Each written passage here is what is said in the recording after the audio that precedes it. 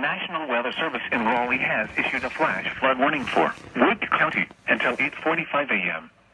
At 5:44 a.m., Doppler radar and automated rain gauges indicated thunderstorms producing heavy rain across the warned area.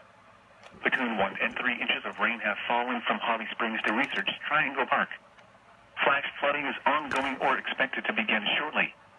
Hazard, life-threatening flash flooding. Thunderstorms producing flash flooding. Source, radar and automated gauges.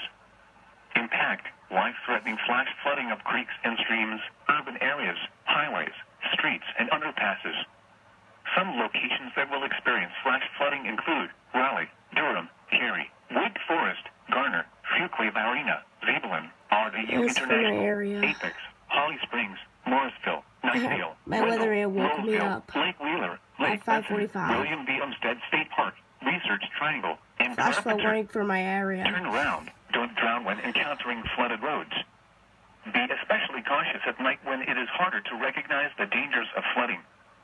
Be aware of your surroundings and do not drive on flooded roads. Repeating, a flash flood warning has been issued until 8:45 a.m. for the following county: Wake, North Carolina. I decided to tune this station here to the EAS.